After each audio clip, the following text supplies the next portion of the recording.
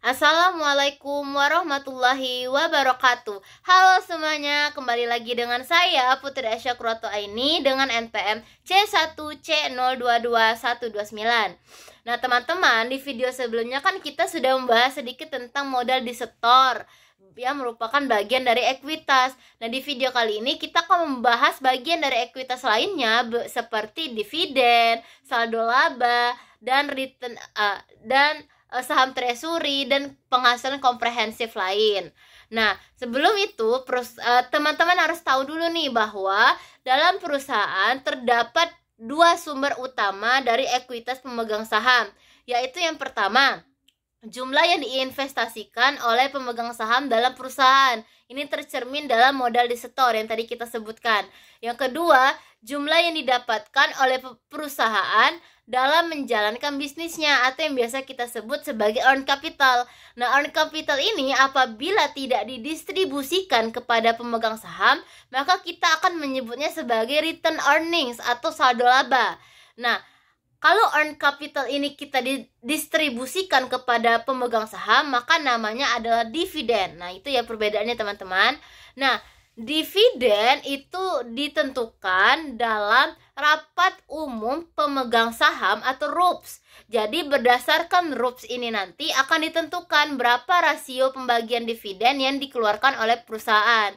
Dividen itu dapat berbentuk dividen kas, dividen saham, dividen properti, dan lain sebagainya. Kemudian ada juga nih yang namanya saham treasury. Saham treasury adalah saham perusahaan yang telah dikeluarkan oleh perusahaan tersebut, namun di kemudian hari dibeli kembali oleh perusahaan itu juga. Ada beberapa alasan nih teman-teman mengapa perusahaan memilih untuk melakukan hal tersebut. Yang pertama, karena perusahaan ingin memperkecil pajak. Yang kedua, untuk meningkatkan laba per saham dan pengembalian ekuitas. Yang ketiga, karena perusahaan ingin mengurangi jumlah pemegang sahamnya. Yang keempat, perusahaan ingin membentuk pasar bagi saham. Yang kelima, saham akan dijual kembali kepada karyawan perusahaan atau saham akan dibagikan sebagai dividen kepada pemegang saham. Yang keenam, bisa juga karena saham akan dikeluarkan dengan surat-surat berharga perusahaan lain.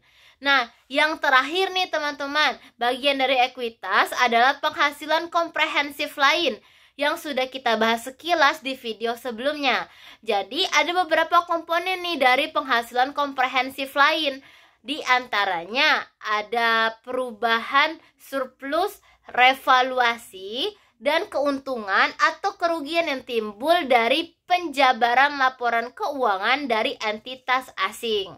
Nah, oke teman-teman, itulah penjelasan singkat dari saya tentang bagian-bagian ekuitas seperti dividen, saldo laba, saham treasury, dan penghasilan komprehensif lain. Semoga bisa dimengerti. Sampai jumpa di next video. Bye-bye!